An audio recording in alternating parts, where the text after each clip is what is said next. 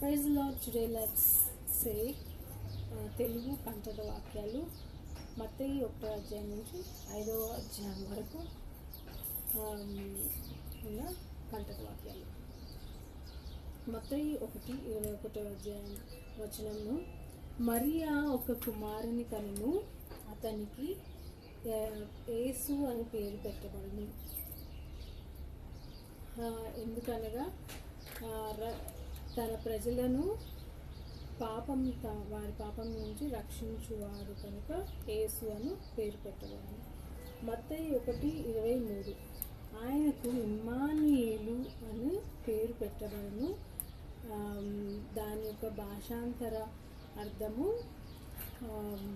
దేవుడు మీకు తోడై ఉన్నాడు.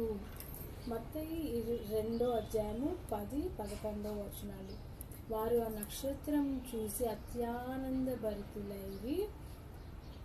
వారు తమ పెట్టెలు తెరిచి బంగారము, సాంబ్రాణి, బోళమును కానుకలుగా ఆ బాలునికి అర్పించిరి. మత్తయి 3:4, అరణ్యంలో కేక వేయు ఒకని శబ్దము ఏనది ఈ యోహాను ఒంట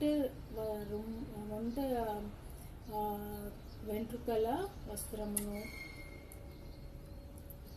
మొల చుట్టూ తల తొట్టియు ధరించుకును. వాడు మిడతలను తేనె తుట్టుయు ఆహారంగా తీసుకుంది. మత్తయి 3:11, నేనైతే మీకు నీళ్లతో బాప్తిస్మం ఇచ్చుచున్నాను, కానీ నా వెనుక వచ్చేవాడు నాకంటే శక్తిమంతుడు. అతడు చెప్పుల వారి అయినను ఎత్తుటకు నేను యోగ్యుడను కాను.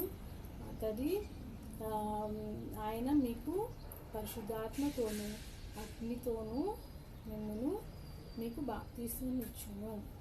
మత్తయి 3:17, ఇదిగో ఈయన నా ప్రియ కుమారుడు, ఈయన యందు నేను ఆనందించుచున్నాను అనే ఒక శబ్దము పరలోకం నుండి వినిపించెను.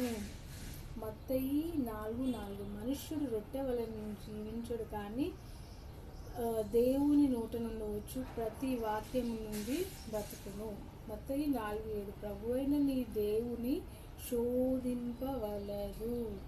మత్తయి 4:10, యేసు వానితో, సాతానా నీవు పొమ్ము, ప్రభువైన దేవుడు నీ దేవునికి మొక్కు, ఆయనను